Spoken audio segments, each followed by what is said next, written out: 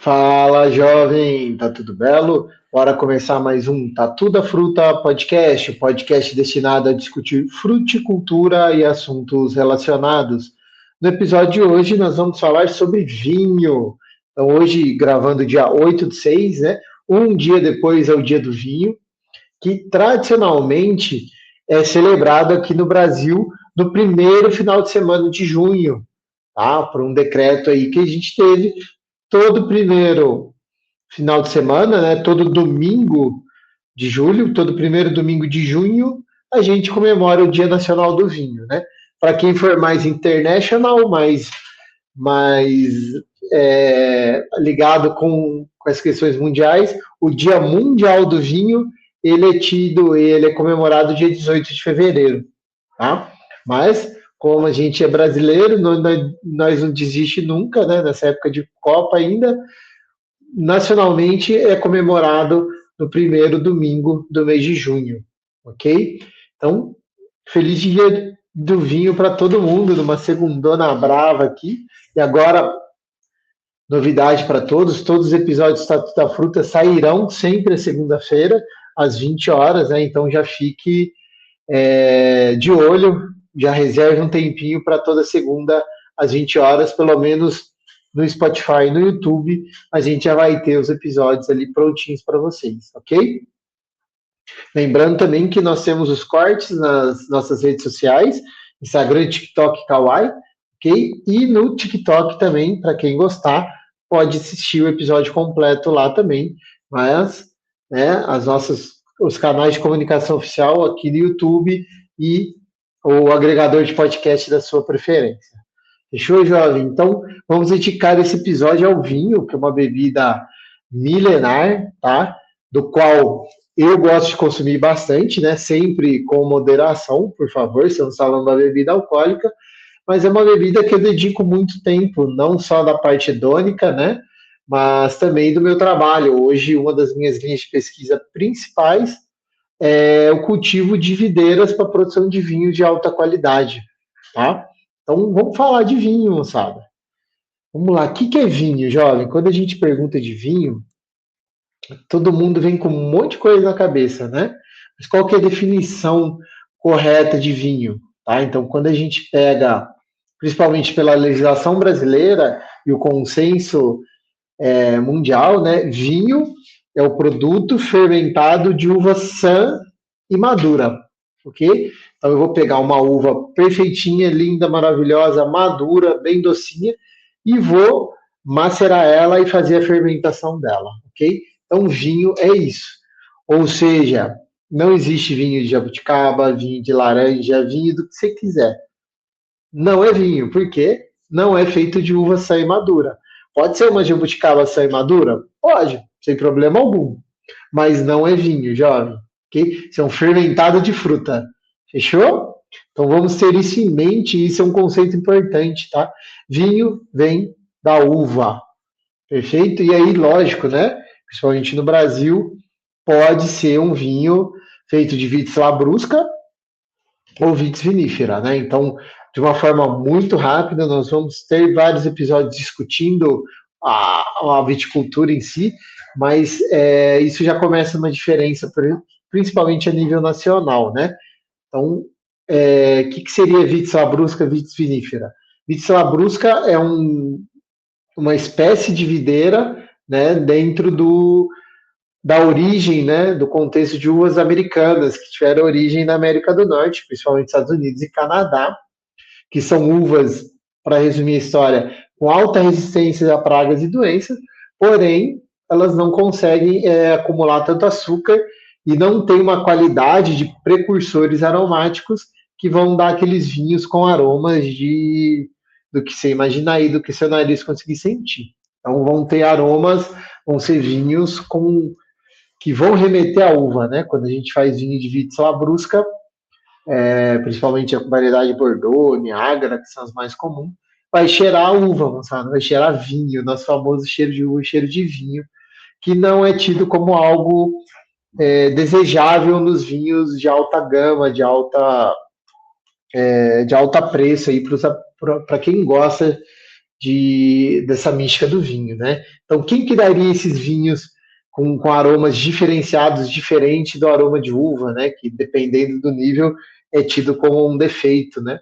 É as vites viníferas, né? Que basicamente evoluíram, né? Vem do centro de evolução da Europa, região do Mediterrâneo, e um pedacinho da Ásia ali, onde a gente vai ter isso aí. E que são uvas que evoluíram sem precisar, né, se preocupar com doenças, pragas e doenças, porque onde elas amadurecem, na grande maioria das vezes, tem o verão quente e seco, né? Ou é muito frio a região, ela amadurece temperaturas amenas, então a pressão de pragas e doenças é menor. Então são uvas que conseguem acumular mais açúcar, principalmente, para uma boa fermentação, e uvas também que elas se especializaram na atratividade. Então, tem precursores aromáticos, aromas diferenciados para atrair os disseminadores delas ali, perfeito? Então, é a grande diferença das uvas ali que a gente tem. Uvas americanas para vinhos comuns, vinhos de mesa, no nosso caso aqui no Brasil, tá? A nossa legislação chama o vinho de uvas de mesa ou híbridos dela com vitis vinífera. Olha, eu tatuava, confundindo a cabeça de vocês e a minha, jovens. Então, na nossa legislação, vinhos de mesa são vinhos feitos de uvas sã e maduras, de uvas de origem americana, principalmente vitis labrusca, ou de híbridos dessas uvas americanas com vitis vinífera. Fechou?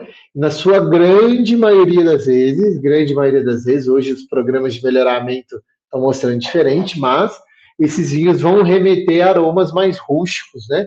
Aromas que vão remeter à uva propriamente dito, tá? Tem aquele cheirão típico de uva.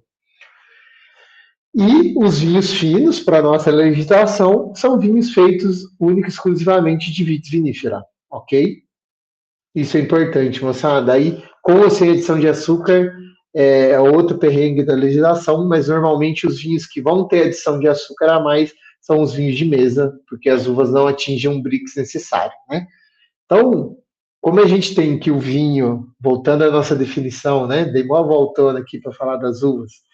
Vinho é o mosto fermentado, né? De uva sã e madura, né? O que é essa tal dessa fermentação, tá? A fermentação nada mais é do que eu pegar o açúcar contido na baga, né, que na sua grande maioria das videiras são glicose e frutose, e uma levedura, né, que ela pode ser natural da casca da uva ou ser adicionada de forma proposital, ali na hora de fazer o mosto, na hora de gerar a fermentação, ela vai pegar esse açúcar e vai transformar em etanol, né, álcool etílico ali para a gente poder beber, e gás carbônico, tá? E nesse processo gera calor. Normalmente, né, as leveduras que a gente usa para isso é a Saccharomyces cerevisiae, tá? Que se vocês olharem é do mesmo gênero da nosso fermentinho de pão. Perfeito? Então, moçada, não tem muito segredo fazer uva, fazer vinho, né? Fazer uva é mais difícil que vinho, na minha opinião, moçada. Como bom agrônomo, né? Não sou enólogo ainda, quem sabe um dia, mas sou especialista em produzir uva.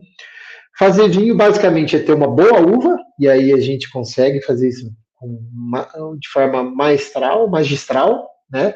Tem os perrengues fitossanitários, mas a gente consegue.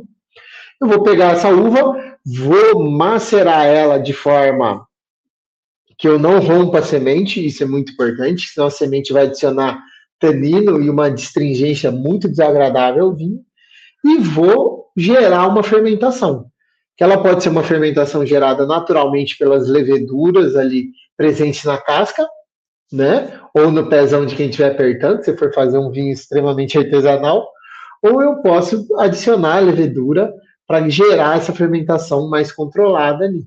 E pós-fermentação, depois que a levedura consumir todo o açúcar desse mosto, né, que é a uva macerada, ele vai consumir, transformar todo esse mosto em álcool, o processo para, né, e aí eu tenho o vinho pronto, perfeito? Então, basicamente é isso, eu vou pegar uma uva, macerar, colocar para fermentar, a hora que consumir todo o açúcar, esse açúcar virar álcool, ou tiver álcool suficiente para interromper a fermentação.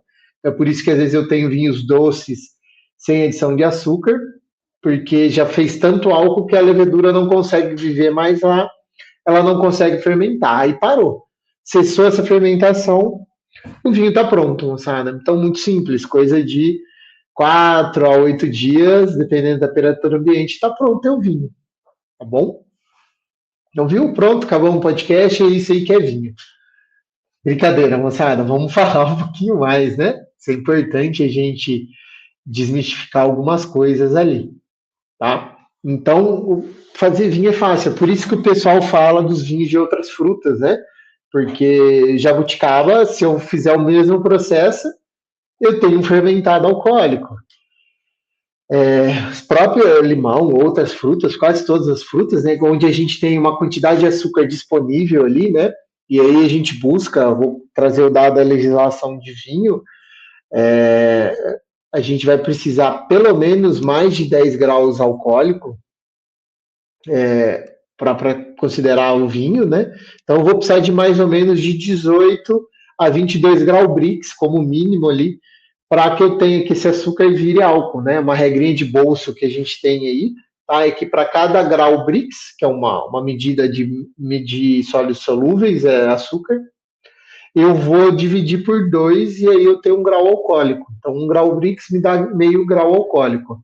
Se eu quero no mínimo 10 graus alcoólico, eu preciso de no mínimo 20 a 22 graus Brix ali, tá? Pela nossa continha aí de bolso, tá? Então, esse é o grande desafio, né? Normalmente, a gente busca uvas semi-maduras acima de 22 graus Brix. E aí começam os perrengues, né, moçada?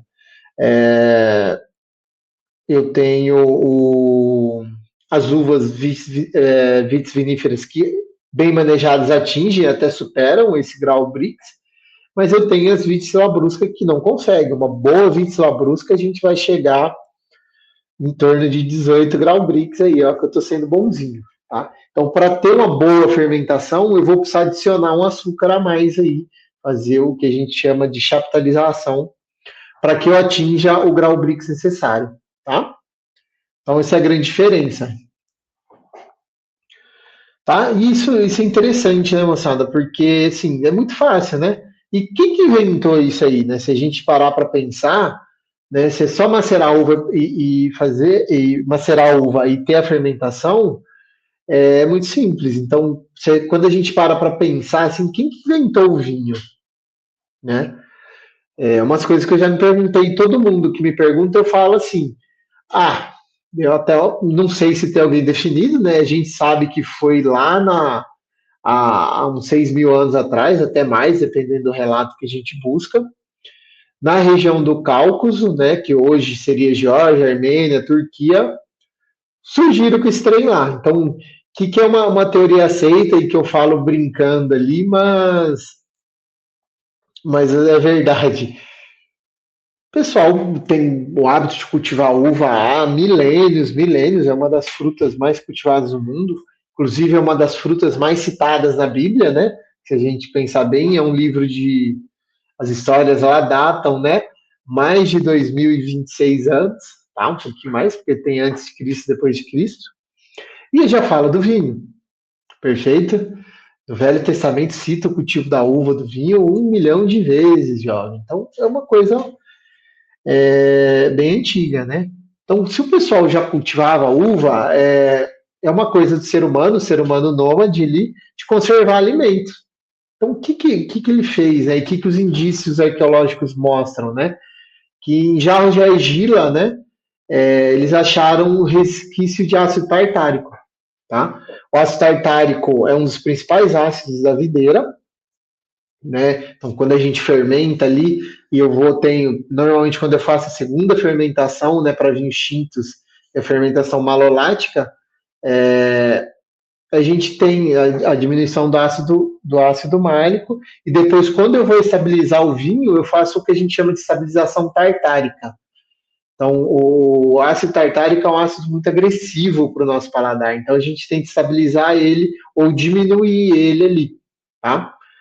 Isso era muito feito em madeira, em tanque inox, e quando o ácido tartárico precipita, né, em outro produto, ele vira o tartarato de potássio, que é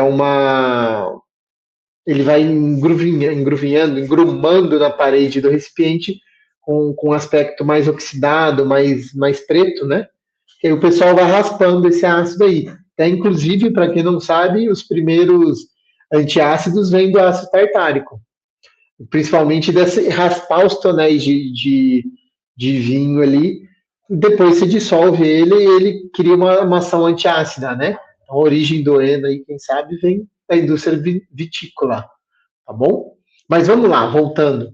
Então, o que aconteceu? O que os arqueólogos pensam, e é uma teoria que eu sempre falo. O povo colocou uva para conservar em barro de jarro, que a gente já sabe que ajuda, ele mantém o ambiente mais fresco. Então, vou manter a viabilidade dessa uva por mais tempo. E, com certeza, como todo mundo, esquecemos na geladeira lá, o negócio estragou, né? Então, o que provavelmente aconteceu? A uva que estava lá fermentou, e sempre tem um louco para experimentar essas coisas, né? Então, quando o vinho ele ocorre uma boa fermentação, o aroma é agradável. Se o aroma era agradável, algum doido testou, bebeu isso aí, e como tinha álcool, provavelmente ficou alegrinho, não morreu depois, né?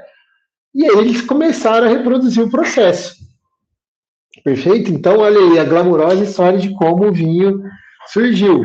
Esquecemos a uva da geladeira, ela fermentou, alguém experimentou, viu que era legal, não morreu e ficou alegre, começamos a reproduzir, tá? Isso acontece com um monte de bebida alcoólica, tá, moçada?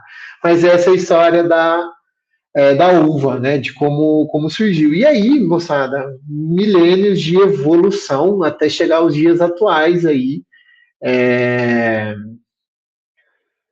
onde a gente tem essa indústria grande, né? Se a gente pegar isso aí, se vocês tiverem interesse, eu posso fazer um episódio só sobre a história do vinho, até gostaria muito de fazer isso, já li vários livros, né? De fazer uma série, algo mais elaborado sobre a história do vinho. Se for de interesse de vocês, a gente pode estar brincando com isso, né? Ela evoluiu desde uma produção artesanal, né? Um boom na Idade Média e na era pré-industrial ali, porque principalmente quando a gente não tinha noções de saneamento básico e tratamento de água, né? Porque a fermentação, né, purifica a água, as leveduras acabam, quando eu tenho um processo de fermentação, tem uma mudança de pH, acidez, gera etanol, então vai matando todas as outras bactérias, então beber vinho por muito tempo na história da humanidade era mais saudável do que beber água, porque a gente não tinha uma qualidade, um tratamento dessa água pura. Então, era muito comum, dependendo da região e do centro urbano que você estava, se beber água, você ser contaminado, morrer por diarreia. E aí o pessoal optava por beber vinho ou cerveja, né? Mas como o episódio é de vinho, a gente bebia vinho. Muito mais gostoso, tá? E aí foi evoluindo, moçada, por vários processos, até hoje os processos de clarificação, limpeza do vinho, que a gente tem esses vinhos lindos, maravilhosos, de diversas cores, tonalidades e brilho, né? Antigamente ali, até a primeira grande crise do vinho ali por conta da filoxera, era muito mais comum vinhos mais turvos, vinhos com mais sujidades ali, que diminuíam a vida do vinho, né? Mas isso era interessante ali, tá? Isso era o que a gente pegava a história do vinho até hoje, ela se pauta muito, muito por isso, né? Então, o vinho, até essa era pré-industrial e da época das filoxeras, ele tocava a economia mundial. Até a Segunda Guerra ali tinha muita coisa envolvida. Mas isso vai ficar, caso vocês queiram para um novo episódio ali, para uma temática mais avançada, né? Vamos evoluir no episódio aqui, moçada, porque a gente já falou que é vinho, já demos uma ideia de como ele surgiu e da importância dele, né? E um pouquinho da evolução, bem pouquinho mesmo, mas o que é legal para a gente comemorar o dia do vinho aí, para vocês continuarem comemorando ao longo da semana? Vamos entender umas coisas básicas, né? Quais tipos de vinho existem? Então, basicamente, a gente vai ter dois tipos de vinho, os vinhos tranquilos e os vinhos espirituosos, vinhos espumantes, né? Qual que é a grande diferença? Vinho tranquilo não tem gás CO2 adicionado, não tem borbulha, e o vinho espumante, pelo próprio nome diz, sim, tá? Então, dentro dos vinhos espumantes, a gente tem algumas classificações de acordo com o método de produção, tá? Mas o que interessa para a gente ali, a gente vai ter vinho frisante e vinho espumante clássico, estilo champanhe. E dentre os vinhos espumantes, né, o que vai mudar também é o grau de açúcar, desde os moscatéis, vinhos espumantes doce, até os extra brut, extra brut, né, brut nature, que não tem nada de açúcar residual, tá bom? Então, Tatu, qual que é a diferença, então, para eu fazer um vinho tranquilo para um vinho espumante? O vinho tranquilo, eu fiz a fermentação alcoólica e deixo todo o gás carbônico sair. Acabou a fermentação alcoólica, tá ok. Para vinho tinto eu posso fazer uma fermentação malolática, se eu achar que devo, mas para os demais, fermentação alcoólica, vinho pronto. Para o vinho espumante, eu vou fazer um vinho base, então normalmente vinho branco. Eu faço a primeira fermentação alcoólica, depois eu adiciono mais levedura e um pouquinho de açúcar e faço uma segunda fermentação alcoólica. Mas nessa segunda fermentação, né, eu faço no ambiente hermeticamente fechado, onde eu não deixo o CO2, né, o gás carbônico das fermentações sair, e ele fica retido na garrafa, e aí eu tenho meu vinho espumante, tá bom? Nada mais, nada menos do que um vinho branco fermentado a segunda vez, mas sem deixar o gás carbônico sair. Então é fácil fazer espumante, moçada, tá? E aí, dentre os espumantes, é muito comum eu ter, normalmente, espumantes brancos e espumantes rosés, tá bom? Se a gente pegar a família dos frisantes ali, aí os frisantes eu posso ou não ser frisante de fermentação natural. A grande maioria do mercado hoje é gaseificada artificialmente. E aí eu também tenho brancos, rosés e alguns tintos, né? O lambrusco vai entrar nessa categoria e vai fazer isso aí também, tá? O que seria a diferença do espumante, um espumante clássico para um frisante? A quantidade de gás carbônico e teor alcoólico, tá? Grau alcoólico, normalmente no frisante é menor. Bom, e os vinhos tranquilos, né? Basicamente, a gente vai dividir o vinho tranquilo em vinhos tintos, brancos e rosés. Ponto final, tá? Então, o que é um vinho tinto? É um vinho onde eu tenho a fermentação feita com as cascas, então toda a fermentação alcoólica é feita em contato na casca e eu faço um processo de remoagem, que chama, que eu vou fazendo a casca afundar e voltar o tempo todo para ter um bom contato, né? À medida que o teor de álcool vai aumentando no mosto, eu faço mais extração de pigmento, tá? O vinho branco, eu vou fazer a fermentação dessas uvas descascadas, tá? Então, normalmente a gente faz uma prensagem é mais fácil eu fazer uma prensagem leve, rompendo minimamente a casca para ela não soltar o pouco de pigmento que vai ter das uvas brancas ali, e aí o líquido sai bonitinho, tá? Posso fazer vinho branco de uva tinta? Posso. A grande questão é que eu tenho de ter um cuidado para não esmagar demais a casca e ela soltar pigmento. Se eu fizer um esmagamento suave, onde eu só vou extravasar o líquido no interior da baga, eu consigo fazer um vinho branco de uva tinta, tá bom? Então, essa é a diferença dos dois. O tinto, eu vou fazer praticamente toda a fermentação alcoólica na presença da casca. O branco, eu vou extrair o suco antes de começar a fermentação, então, para não extrair pigmento da casca. E o vinho rosé? Vinho rosé tem duas formas de eu fazer, e aí vai depender da legislação do país, tá? Mas o vinho rosé, ou eu posso misturar um vinho tinto e um vinho branco, por que não? Ou, quando eu for fazer a fermentação, eu não deixo a fermentação alcoólica ocorrer o tempo todo com a casca. Então, a gente vai deixar pouco tempo, de 3 a 6 horas, mais ou menos, é o que a gente tem aí, a fermentação correndo com a casca, depois eu faço uma filtragem disso aí, tá? E eu separo. Então, não dá tempo de eu extrair todos os pigmentos, vai tingir menos o vinho e ele vai ter uma cor de rosé. Fechou, Leandro? Então, é assim que a gente vai fazer. Na maioria das vezes, um vinho rosé é feito pelo curto tempo de fermentação, maceração é o nome que a gente dá com a casca, tá? Pô, eu conheço poucas marcas e, sinceramente, poucas, acho que eu estou sendo muito bonzinho, acho que eu não conheço nenhum vinho rosé que é feito da mistura direta, por mais que alguns países permitam fazer isso aí, tá?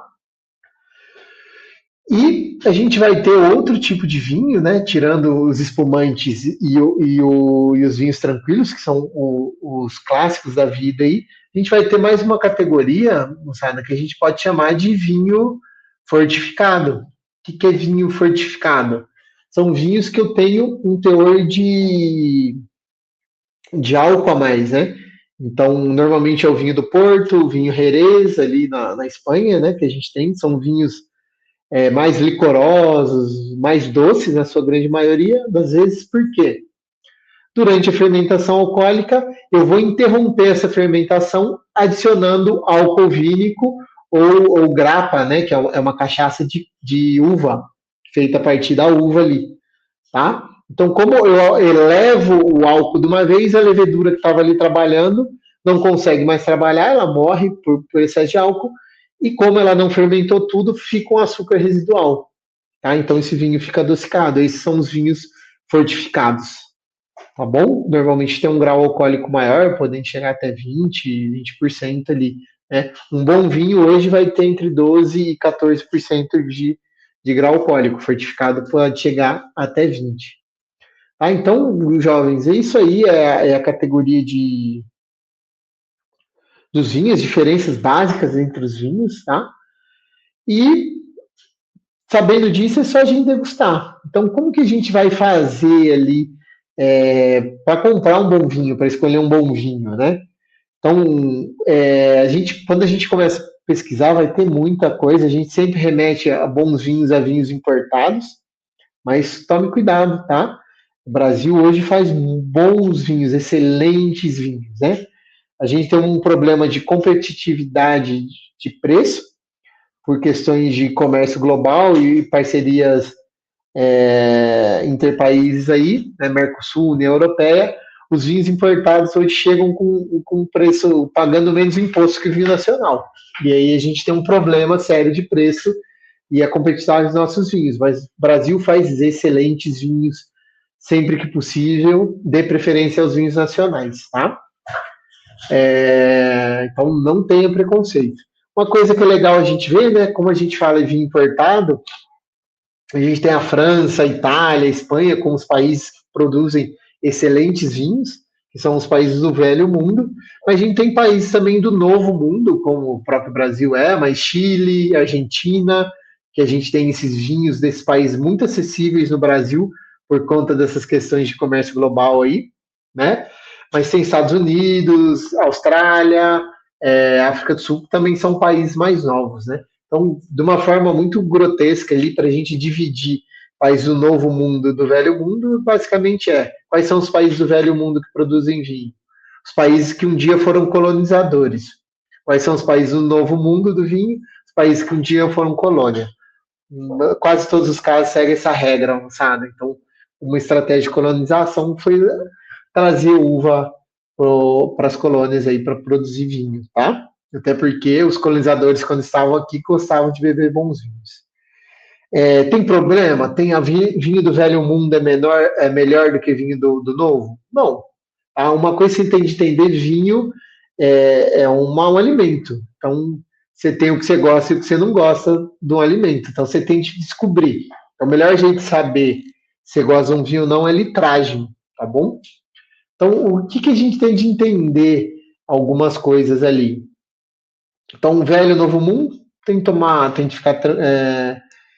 de tomar muito cuidado. Tomar muito cuidado no sentido de não ter preconceito. Quais os cuidados que eu tenho de ter na hora de escolher o vinho, jovem? Data é importante, tá? Porque nem todo vinho é feito para ser amadurecido. Isso é importantíssimo. Então, nem sempre, quanto mais velho o ano de invase, né? O ano da produção do vinho, que é o que vem no rótulo, nem sempre é garantia que esse vinho vai estar bom. A gente precisa entender do porquê e de para que esse vinho foi feito. para um vinho ser amadurecido por longo tempo, ele tem que ser cultivado para esse fim. Então, normalmente, vinhos que são vinhos de guarda, né? São vinhos de uvas ou vinhos que foram produzidos que têm um alto teor de álcool, uma alta acidez, uma boa quantidade de pigmento, porque é isso que protege o vinho no envelhecimento, ou isso que vai mudando. Então a gente precisa entender quais vinhos foram feitos para esse fim. Normalmente, moçada, vinhos que são feitos para ser envelhecidos por vários anos, né, são os vinhos reservas, Gran Reserva ou Reserva da Família, os vinhos ícones, né, os vinhos icônicos das vinícolas, tá? E eu tenho os vinhos que são feitos para serem bebidos na safra, né? Então, uma boa vinícola tem um bom portfólio, desde vinhos jovens, vinhos intermediários e até vinhos de guarda. Aí a gente tem de ver isso aí. Então, o que seria um vinho jovem? São vinhos mais novos, vinhos menos despretensiosos, então são vinhos extremamente fáceis de beber, às vezes não precisam de acompanhamento, né? E como são vinhos mais simples, normalmente são mais baratos, tá bom? Então, hoje a gente tem, no Brasil, a gente é inundado, né, com os vinhos do tipo reservado. São os vinhos de entrada na maioria das vinícolas, né, que é para a gente começar a beber, para aprender. Se você não quer nada demais com vinho, só tomar um, é ele que serve, tá? E aí eles têm esse nome reservado, né, porque a legislação da América do Sul em geral, mas principalmente do Brasil, ela não regula o que pode ser um vinho comum, um vinho reserva, um vinho gran reserva e algum vinho especial. Então, o pessoal copiou, né? Na Europa isso é bem regulamentado, alguns países da América Latina também, mas principalmente Chile e Argentina copiam, né, o modelo espanhol. Que para ser considerado um vinho reserva, é um vinho que ele tem de passar, se não me falha a memória, pelo menos 6 meses em barrica de carvalho, 6 meses, não, 1 ano, barrica de carvalho, e pelo menos mais 6 meses em descanso na garrafa para poder ser comercializado, né? Então, criou-se a lenda do que um vinho reserva é melhor. E, na verdade, deveria ser, tá? Pelo menos dentro dos vinhos da mesma vinícola, um vinho reserva ele tende a ser melhor do que um vinho que não foi feito para isso. E aí, o consumidor brasileiro já era, vinho importado é melhor, vinho importado reserva é melhor ainda, eles criaram a categoria do reservado. Então, é nada mais, nada menos que uma estratégia de marketing para confundir o consumidor ali e ele achar que aquele vinho, por mais que é barato, como ele é um vinho reservado, ele é um vinho de melhor qualidade, tá? E nem sempre isso ocorre. Mas, de qualquer forma, a gente vê. Então, é uma dica que eu uso muito, tá, moçada? Eu não sou nenhum especialista em vinho, eu sou mais enófilo do que qualquer coisa. Eu entendo mais de produzir uva do que do sensorial do vinho aí, apesar de eu gostar de beber muito vinho. Quando o vinho já está à venda e a safra dele for mais perto do ano atual, ele é um vinho jovem, tá bom? E quanto mais vai distanciando, a gente tem de começar a observar alguma coisa. Então, olhem, né? Se a garrafa é uma garrafa mais pesada, se ela tem um melhor acabamento, se ela usa uma rolha, isso vai mostrar para a gente algumas coisas, tá? Porque garrafas que foram feitas para ser consumidas rápidas, e é um vinho barato, a vinícola não vai investir de maneira alguma em boas garrafas mais caras, um rótulo de alta qualidade, porque ela sabe que a vida útil daquele vinho é curta. Se o consumidor demorar para consumir, o vinho vai vinagrar, vai estragar e ele vai perder. Então, ela não vai investir nisso. Então, essa é uma forma boa da gente usar. Um pouco, talvez, preconceituosa, porque tem bons vinhos super baratos, mas ajuda. Então, à medida que o vinho vai melhorando a embalagem, a cara que a vinícola dá para ele, principalmente em qualidade de garrafa, né? Então, quanto mais grosso o fundo da garrafa, mais trabalhada ela for, teoricamente, mais caro o vinho, mais tempo ele foi feito para ser guardado, tá? Outra dica também, não comprem vinhos velhos em supermercado, tá? Com data muito grande, a chance dele estar estragado é absurda, porque supermercado não é o lugar adequado para armazenar vinho, tá? Vinho, ele precisa ser armazenado, de preferência, em temperaturas amenas, mas pelo menos que a temperatura não oscile muito, então esteja uma temperatura constante. Se puder ser amena, melhor, mas que seja constante. lugar com baixa luminosidade e lugar que não tenha muita variação de umidade também, ou que seja um pouquinho mais seco. Tá? E o supermercado, para quem já foi no supermercado, sabe que ele não respeita essas condições. Então, o vinho envelhecer lá, amadurecer lá, não, a chance dele estragar é maior do que ele envelhecer. Tá? Então, quando você quer comprar algo mais especial, um vinho de guarda, um vinho que você quer comprar e guardar ele por tempo, né? Às vezes vocês querem ter uma adega e ter o prazer de ter um vinho lá por 10 anos, comprem em lojas especializadas ou comprem direto do produtor. Isso é uma dica de ouro para você não ter uma frustração daqui a uns anos, tá? Então, no mercado, vocês podem ver que os vinhos muito velhos normalmente estão na promoção, tá? Então, evitem isso aí. Outra dica também, tá? Hoje não tenham preconceito com a tampa de rosca, a screw cap. Rosca, rolha, né? É um ativo em escassez no mundo, junto com o vidro, mas rolha está cada vez mais caro e mais difícil de conseguir, então os produtores estão deixando isso para vinhos mais caros, mais estruturados, tá? Então a tampinha de rosca ela é barata, a maior parte das vezes ela é feita de alumínio, então ela é reciclável, é uma forma de baratear e tornar o vinho mais sustentável, tá? Então se a gente pega, por exemplo, na África do Sul, pessoal, mesmo os vinhos prêmios, eles usam a tampinha de rosca. Até porque hoje a gente tem tecnologia para a vedação dela simular uma rolha de cortiça maciça, tá bom? Em termos de teor alcoólico, tá? Às vezes o pessoal acha que quanto maior o teor alcoólico, melhor, mas nem sempre, tá? Depende da proposta do vinho. Quanto mais alcoólico o vinho, mais pesado em boca é, mais difícil de harmonizar, por exemplo, tá? Então, não usem isso como uma regra, mas quanto maior o teor alcoólico, teoricamente mais tempo ele pode ser armazenado, porque o álcool ajuda a conservar. Fechou, jovem? Então, a dica para escolher é isso aí. Eu gosto muito dos rótulos, eu sou o rei das promoções, né? Então, tomei um vinho de 19 conto ali que para mim atendeu, tá? Para eu ver que o jogo horroroso da Copa do Brasil, eu acho que não jogou bem, tá bom? Tomando meu vinhozinho ali, foi maravilhoso com o petisco. Lógico, né? O dia que a gente tem o jantar com a patroa, o dia dos namorados está chegando aí, a gente tenta pegar um vinho melhor, um vinho mais elaborado, até para poder harmonizar, né? Fica mais interessante a harmonização aí, tá? Então, para a gente finalizar o podcast, umas dicas rápidas de consumo, de como a gente apreciar um bom vinho. Primeiro, né? Todo vinho tem que ser gelado, tá, moçada? Desculpa te falar, mas a temperatura dos vinhos, quando a gente vai tomar ele mais quente, é 18 graus. Então, se a gente pensar num Brasilzão, a maior parte do ano você vai ter de gelar o vinho seu. Lógico, tem um controle de temperatura. Então, regrinhas de bolso que você acha em qualquer lugar aí, qualquer post. Tintos, né? De 18 a 16 graus, tintos mais leves, com algumas restrições, pode chegar a 14 graus, tá? Mas 16 a 18 graus, legal para tinto. Rosé, né? Super versátil, né? É o coringa da harmonização, é vinho rosé e espumante brut, mais seco, se harmoniza com quase tudo. Mas os rosés a gente vai tomar eles de 12 a 14, estourando 16 graus, mais geladinho, tá bom?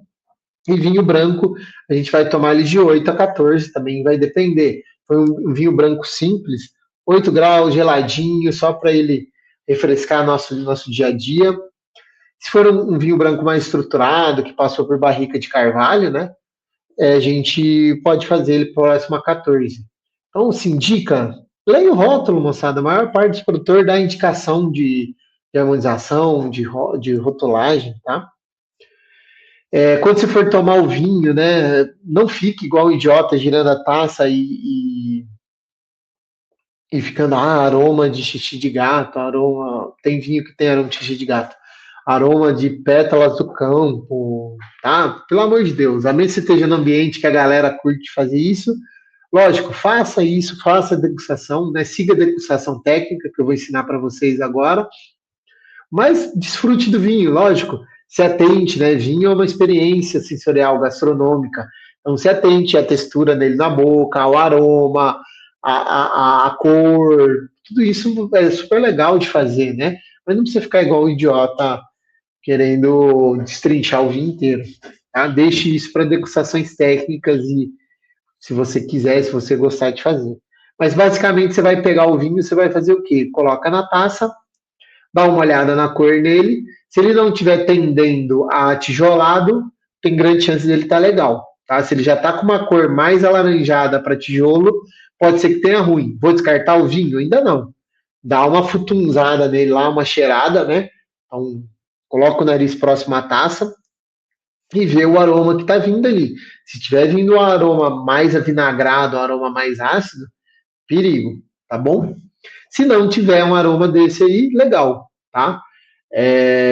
Já degusta o vinho. Uma dica legal, moçada, para você não para ajudar a sentir os aromas, depois de agitar a taça, não enfia o nariz direto, tá? Porque pode ter muito álcool volatilizado e vai anestesiar a tua narina, você não vai sentir aroma. Então, agitou a taça, conta 1, 2, 3 e depois você coloca o nariz, para o álcool evaporar e vir os outros aromas atrás.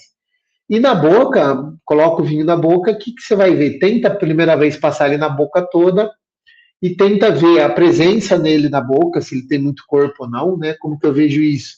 Vinho de baixo corpo, parece água na boca. Vinho de alto corpo vai parecer leite, vitamina, tá? Uma cachaça até, né?